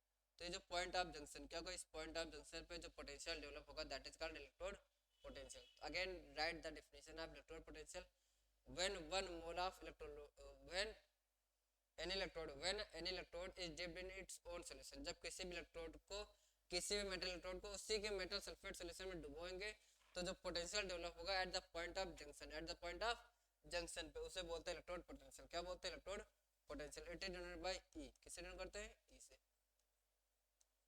डेफिनेशन लिख लोगे आप लोग, समझा देते अगेन। अगर किसी भी इलेक्ट्रोड को उसी के मेटल सल्फेट सॉल्यूशन में डुबोएंगे तो जो पोटेंशियल डेवलप होगा उसे बोलेंगे electrode potential. For taking example, जैसे जिंक मेटल इलेक्ट्रोड है, एनोड है, अगर इसको इसी के जिंक सल्फेट सॉल्यूशन में डुबोएंगे तो जो पोटेंशियल डेवलप होगा that is called electrode potential. अब बात आती है स्टैंडर्ड, अब कंडीशन कर दें, standard condition for standard electrode potential, for standard electrode potential. Standard electrode potential के लिए क्या होगा, स्टैंडर्ड इलेक्ट्रोड पोटेंशियल के लिए अगर हमारी कोई मेटल रॉड, क्या है, एक मेटल रॉड, अगर उस मेटल रॉड को हम किसी भी सॉरी उसी के सॉल्यूशन में डुबोएंगे, बट कंडीशन क्या है, आपकी कंसंट्रेशन कितना फिक्स कर दो, कंसंट्रेशन कर दो 1 मोलर, 1 मोलर और 1 मोलर, और टेम्परेचर कितना कर दो 25 डिग्री सेल्सियस, टेम्परेचर कर दो 25 डिग्री सेल्सियस। तो क्या लिखेंगे, when the concentration of 1 molar of electrode is dipped in its own solution at 25 degree Celsius temperature, then the developed potential is called a standard electrode potential। कहने लगे जब किसी भी 1 मोलर कंसंट्रेशन वाले इन electrode को, जब भी किसी 1 मोलर कंसंट्रेशन वाले इन इलेक्ट्रोड को उसी के मेटल सल्फेट सॉल्यूशन में डुबोएंगे तो जो पोटेंशियल डेवलप होगा that is called standard electrode potential. और टेम्परेचर उस कंडीशन में क्या होगा 25 डिग्री सेल्सियस, कितना होना चाहिए 25 डिग्री सेल्सियस। इसको किससे करते हैं, ई नॉट से, किससे करते हैं, ई नॉट से। It is denoted by E naught, by E naught. ठीक, अब थोड़ा आगे और बढ़ने का प्रयास करते हैं यार, यहीं से। अब बात आती है एमएफ ऑफ सेल, सेल का एमएफ क्या होता है, MF of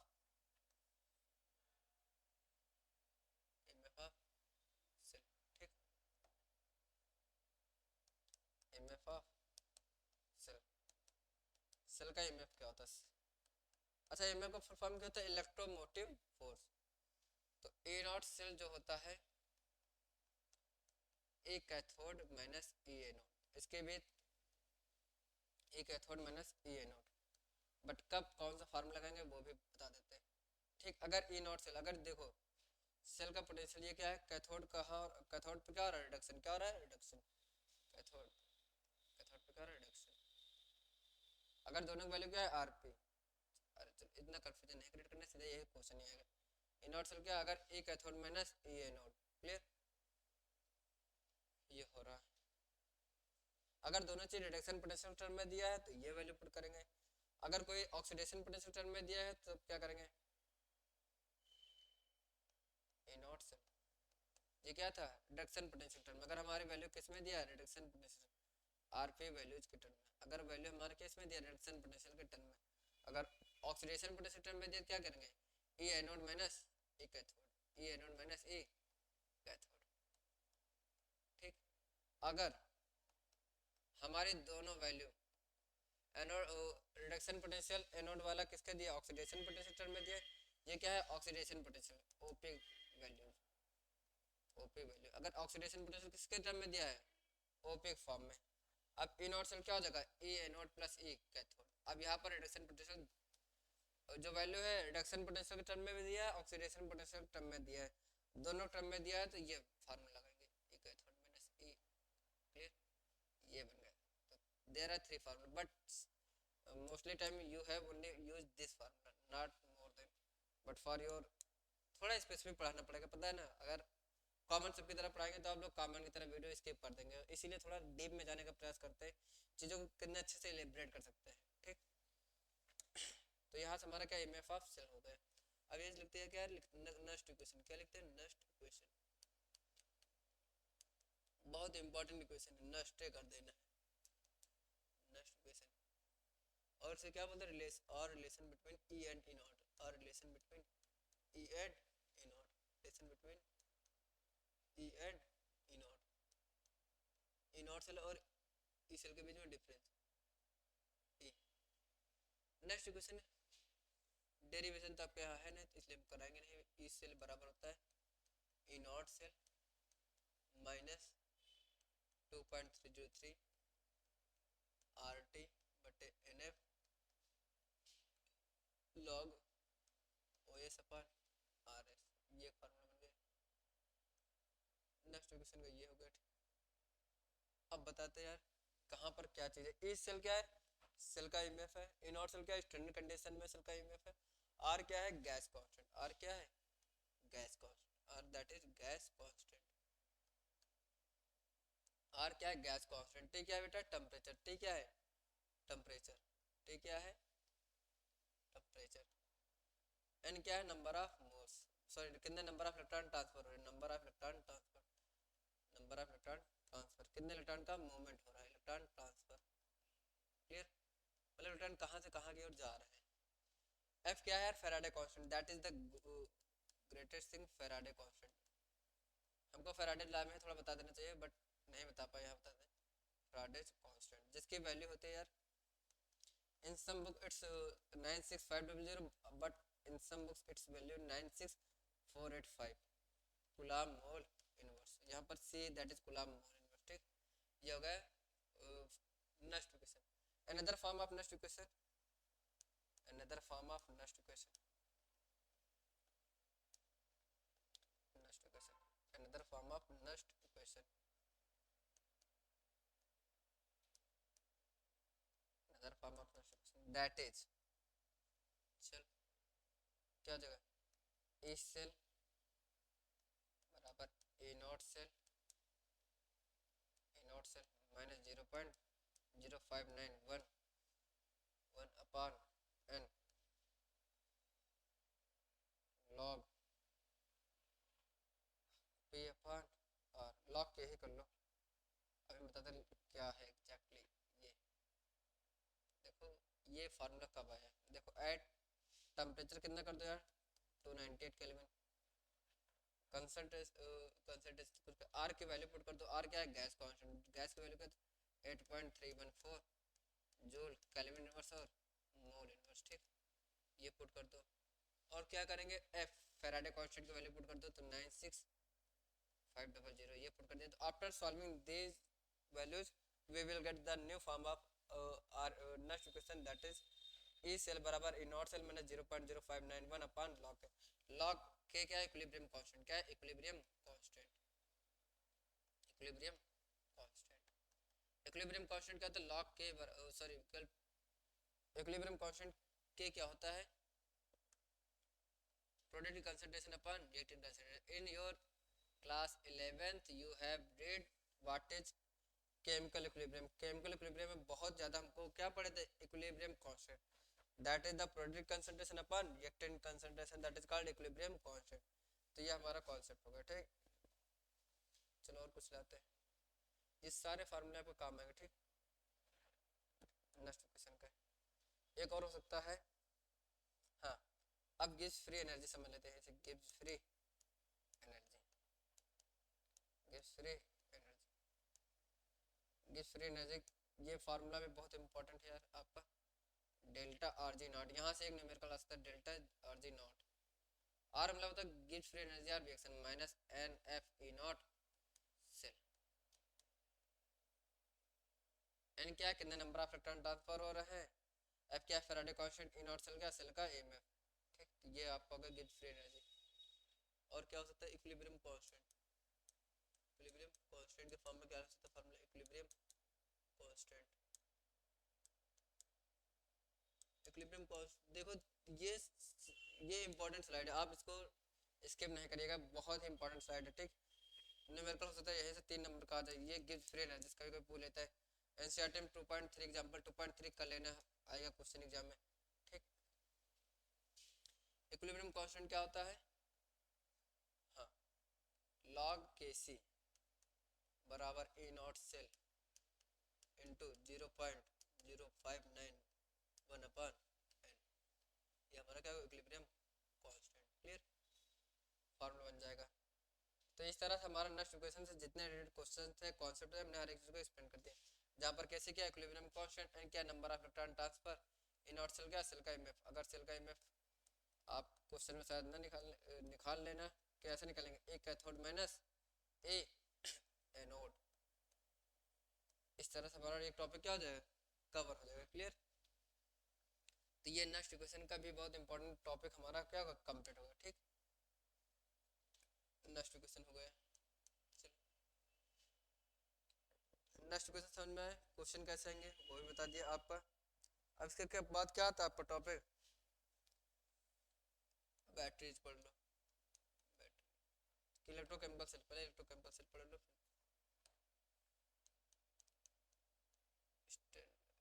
standard hydrogen electrode पढ़ने कहोगे सर ये भी छोड़ देते वो भी छोड़ना कुछ नहीं, आराम से करेंगे। एक वन शॉट लेक्चर है, थोड़ा हो सकता है आपको लेंदी खींच रहा है, खींचने दो यार, क्योंकि क्या है वन शॉट लेक्चर है।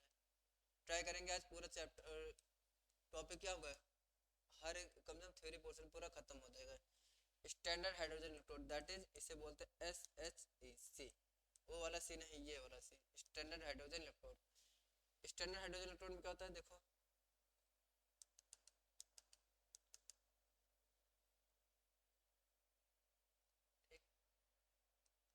यहाँ पर एक प्लेटिनम स्ट्रिप होती है, प्लेटिनम की छड़ होती है जो 1 मोलर HCl सॉल्यूशन में डूबी रहती है। यहाँ से क्या करते हैं, हाइड्रोजन गैस पास करते हैं, और हाइड्रोजन गैस को इतने प्रेशर पे भेजा जाता है कि इसका इसका प्रेशर क्या 1 एटम बना रहे। ठीक, चलो, हाँ, स्टैंडर्ड हाइड्रोजन इलेक्ट्रोड क्या हो सकता है यार, एक रेफरेंस इलेक्ट्रोड। क्या होता है, रेफरेंस इलेक्ट्रोड, जिस पर ऑक्सीडेशन भी होता है, रिडक्शन भी हो सकता है। रेफरेंस इलेक्ट्रोड मतलब क्या होता है, इससे जैसे हम किसी भी सेल का इलेक्ट्रॉन पोटेंशियल नहीं पता तो उसमें एज रेफरेंस इलेक्ट्रोड हम इसी लेते हैं, स्टैंडर्ड हाइड्रोजन इलेक्ट्रोड। तो it is used as a reference electrode, it is used as a reference electrode. क्या होता है, रेफरेंस इलेक्ट्रोड जैसे वर्क करता है, रेफरेंस इलेक्ट्रोड जैसे वर्क करता है। और at 25 degree Celsius, 25 degree Celsius इस सेल का जो स्टैंडर्ड हाइड्रोजन इलेक्ट्रोड का पोटेंशियल होता है कितना था, 0 वोल्ट। कितना था, 0 वोल्ट। ये इंपॉर्टेंट थिंग है, इंपॉर्टेंट थिंग है यहाँ से। ठीक, at 25 degree Celsius standard hydrogen electrode का जो पोटेंशियल होता है कितना था, 0 वोल्ट। कितना होता है, 0 वोल्ट। अब चलो करते हैं एट एनोड। एनोड पे क्या होता है, ऑक्सीडेशन। ऑक्सीडेशन मतलब लॉस ऑफ इलेक्ट्रॉन। क्या होता है, loss of electron, loss of electron, loss of electron. अब चलो देखते हैं, हाइड्रोजन है, हाइड्रोजन सॉलिड से क्या किया, 2 इलेक्ट्रॉन लॉस किया, 2H plus, 2 electron minus. At cathode, at cathode reduction that is gain of electron. अब यहाँ क्या होगा, 2H प्लस ने 2 इलेक्ट्रॉन गेन किए होंगे, इलेक्ट्रॉन गेन किया, हाइड्रोजन सॉलिड में क्या रिड्यूस हो गया, हाइड्रोजन हाइड्रोजन में क्या रिड्यूस हो गया, गैस में। ये हो गया हमारा स्टैंडर्ड हाइड्रोजन इलेक्ट्रोड। मोस्टली यहाँ से देखो, in the standard hydrogen electrode there is a platinum strip which is dipped in 1 molar HCl solution and passing the hydrogen gas at 1 pressure, 1 bar pressure, remaining electrode potential is equal to 0 volt. मतलब इसका potential क्या होगा, 0 volt के लगभग क्या होगा, maintain रहेगा। इसको मेंटेन करते हुए चलना। ठीक, ये था हमारा स्टैंडर्ड हाइड्रोजन इलेक्ट्रोड। क्या था, स्टैंडर्ड हाइड्रोजन इलेक्ट्रोड। चलो आगे बढ़ते हैं यार। स्टैंडर्ड हाइड्रोजन इलेक्ट्रोड खत्म। अब पढ़ते हैं बैटरीज। क्या पढ़ते हैं? बैटरीज। बैटरीज क्या है? Batteries it is the combination of cells. Combination of cell. Cell को मिलाने पर क्या बनता है? बैटरीज। क्या बनता है? बैटरीज। मतलब बहुत सारे सेल को जोड़ते जाएंगे एक हो सकता है आप पैरेलल कॉम्बिनेशन में या सीरीज कॉम्बिनेशन में, सीरीज कॉम्बिनेशन या पैरेलल कॉम्बिनेशन में जोड़ते जाएंगे तो जो सेल का रिजल्टेंट आएगा that is called battery. Battery में क्या होता है? देखो देखते ना सेल एक बाई मतलब बहुत सारे सेल को मिलाने पर क्या बनता है? बैटरीज। क्या बनता है? Batteries. Batteries are two type. Battery कितने टाइप की होती है? दो टाइप की हो सकती है। एक होगा प्राइमरी बैटरीज, प्राइमरी बैटरी। एक होगा सेकेंडरी बैटरी। क्या होगा? Secondary battery. प्राइमरी बैटरी क्या होते हैं? नॉन चार्जेबल होती है, मतलब नॉन चार्जेबल होती है, नॉन चार्जेबल। और ये क्या होता है? रिचार्जेबल होते हैं, मतलब इनको दोबारा रिचार्ज कर सकते हैं। इनको दोबारा इलेक्ट्रिसिटी पास करने पर क्या कर सकते हैं? चार्जेबल कर सकते हैं, रिचार्जेबल। और after one time use they can not be reuse. After one time use, after one time use they become dead. क्या होते? खराब होते। दे बिकम डेड, मतलब क्या होते? खराब हो जाते। बट ये क्या होता है? After reusing they can use more and more time. They are reused, they are reused. इनको दोबारा रीयूज कर सकते हैं, मतलब इनको एक बार इनका क्या होता है? इनकी लाइफ टाइम ज़्यादा होती है। ठीक, तो ये प्राइमरी बैटरीज और सेकेंडरी बैटरीज। अब प्राइमरी बैटरी और सेकेंडरी बैटरी में समझने का प्रयास करते हैं क्या क्या और कॉन्सेप्ट है। देखो प्राइमरी बैटरीज के अंदर क्या आती है? दो आती है बैटरी। प्राइमरी बैटरीज के अंदर दो है। एक होता है लेक्लांचे और ड्राइसेल। लेक्लांचे और ड्राइसेल। एक होता है मरकरी सेल। क्या होता है? Mercury cell. और यहाँ पर क्या होता है? दो सेल हैं। एक लेड स्टोरेज बैटरी होता है, लेड स्टोरेज बैटरी। एक यहाँ से क्या होता है? निकल कैडमियम बैटरी, निकल कैडमियम बैटरी। क्लियर? हाँ, चलो थोड़ी देर का चलो कंटिन्यू करते हैं, अभी हो जाएगा चैप्टर ना अपना, आराम से करते हैं। देखो लेक्लांचे और ड्राई सेल क्या हो सकता है समझने का प्रयास करते। इन द लेक्लांचे और dry cell there is zinc container which is act as a anode. Leclanche और ड्राई सेल में एक जिंक कंटेनर होता है जो एनोड जैसा वर्क करता है, और एक ग्रेफाइट होता है जो क्या करता है? कैथोड जैसा वर्क करता है। क्लियर? तो और लेक्लांचे और ड्राई सेल का यूज कहाँ करता है? कहाँ यूज करते हैं? ट्रांजिस्टर और क्लैक में। ट्रांजिस्टर और, अच्छा सॉरी कहाँ था? लेक्लांचे और ड्राई सेल में। लेक्लांचे और dry cell are used in transistor और क्लैक। कहाँ यूज करते हैं? Used in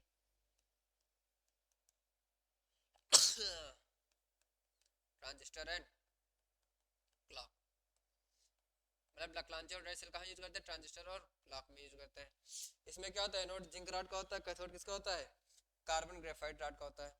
mercury cell, mercury cell are use in low current devices. कहाँ यूज करते हैं? लो करंट डिवाइसेज में। Low current devices for example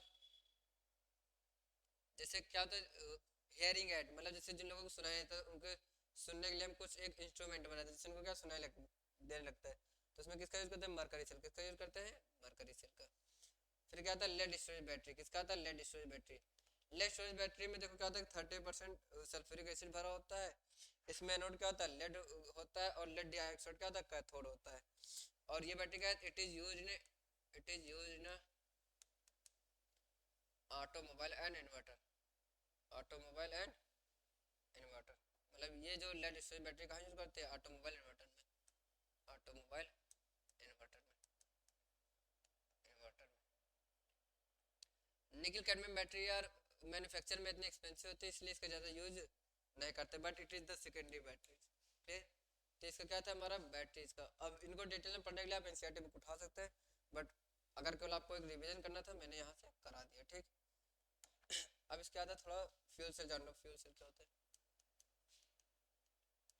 fuel cell, fuel cell का मतलब होता है जितने भी कंबस्टेबल सब्सटेंस, जैसे मेथेन हो गया, हाइड्रोजन हो गया, मेथेनॉल हो गया, इन सब का कंबसन कराएंगे। क्या कराएंगे? कंबसन करेंगे। क्या करेंगे? Combustion. And doing combustion they produce chemical energy. क्या करते हैं? केमिकल एनर्जी प्रोड्यूस करते हैं। केमिकल एनर्जी प्रोड्यूस करते हैं और इसे क्या बोलते हैं? Fuel cell. क्या होता है? Fuel cell. फ्यूल सेल क्या करते हैं? इनका कंबसन कराते हैं। कंबसन कराने के बाद इनसे केमिकल एनर्जी केमिकल एनर्जी निकलती है, जिसका काम क्या है? Fuel cell. और हाँ, फ्यूल सेल क्या होता है? इको फ्रेंडली होते हैं। इससे भी कोई भी आपका क्या कर सकता है? कोई भी पॉल्यूशन मेक नहीं होता है फ्यूल सेल, ठीक। The production of electrical energy from the combustion of methane, hydrogen and methanol. चलो अब इसके बाद कोरोजन, एक लास्ट टॉपिक बचता है कोरोजन। तो कोरोजन क्या है? कोरोजन हमारा बेसिकली क्या, जब कोई भी मेटल सरफेस है उस पर क्या होगा? नमी या मॉइस्चर एरिया में रखते हैं तो उस पर क्या होते हैं? एक लेयर का फॉर्मेशन होता है, जिससे क्या होता है? मेटल सरफेस क्या होती है? खराब होती है, उसे बोलते हैं कोरोजन। यहाँ पर बहुत सारे इलेक्ट्रोकेमिकल प्रोसेस द्वारा भी कोरोजन को सॉल्व करना सीखना है, ठीक। तो कोरोजन एक बार देख लेना। अब उसके बाद सीधा इलेक्ट्रोकेमिकल सीरीज। इलेक्ट्रोकेमिकल सीरीज, इन टॉपिक को अगर अभी थोड़ा नहीं समझ पा रहे परेशान नहीं होगा, जब हम आपको क्वेश्चन करेंगे तो वहाँ से थोड़ा टॉपिक और अच्छे क्लियर कर देंगे, ठीक। इलेक्ट्रोकेमिकल सीरीज क्या है? द सीरीज ऑफ एलिमेंट, मतलब एक एलिमेंट की सीरीज होती है। The series of element in which elements are arranged, elements are arranged, elements are arranged, elements are arranged in their decreasing order of SRP value, decreasing order of SRP value। SRP value मतलब standard reduction potential, मतलब एक ऐसी series जहां पर element को उनके standard reduction potential के decreasing order में अरेंज करते हैं, उसे क्या बोलते हैं? Electrochemical series. समझ में? The series in which elements are arrange increasing order of, increasing order decreasing order of SRP value, that is called electrochemical series. अगर ट्रिक लिखना चाहेंगे तो लिख सकते हैं, लिख बासर काना मजे ले मंजन सियार फी कोनी रांगा, सीसा है तांबा पर पारा चांदी पीटे सोना। ये आपके ट्रिक है, ठीक। इस तरह आप याद कर सकते हैं इलेक्ट्रोकेमिकल सीरीज को। समझ में? तो इलेक्ट्रोकेमिकल सीरीज का एक सीरीज होती है जिसमें एलिमेंट को उनके decreasing order of SRP value में अरेंज करते हैं, उसे क्या बोलते हैं? Electrochemical series. अगर ई नॉट सेल जितना ज़्यादा क्या होगा? पॉजिटिव। क्या होगा? जितना ज़्यादा पॉजिटिव उतना greater will B reducing agent. क्या होगा? उतना अच्छा रिड्यूसिंग एजेंट। और ई नॉट सेल जितना ज़्यादा क्या होगा? निगेटिव होगा। जितना ज़्यादा negative, that is greater will be oxidising agent. क्या है? उतना अच्छा ऑक्सीडाइजिंग एजेंट होगा। चलो ठीक, ये हो गए। चलो धन्यवाद। इसी के साथ अपना लेक्चर वाइंड अप करते हैं, बट वाइंड अप करने से पहले बता दें आज हमारा इलेक्ट्रोकेमिस्ट्री चैप्टर यहीं से खत्म होगा। फिर उसके बाद आपको जब नेक्स्ट लेक्चर में आएंगे केमिकोकाइनेटिक्स लेकर आएंगे, और इसी तरह आप लेक्चर में साथ देते रहिए, पूरा लेक्चर देखिए और उसके बाद बताइएगा जो भी थोड़ी बहुत कमी हो। जब क्वेश्चन कराएंगे तो वहाँ पर अपने डाउट क्लियर कर लीजिएगा, ठीक। तो वाइंड अप करते हैं लेक्चर से अपने आप को। थैंक यू, मिलते हैं नेक्स्ट लेक्चर में।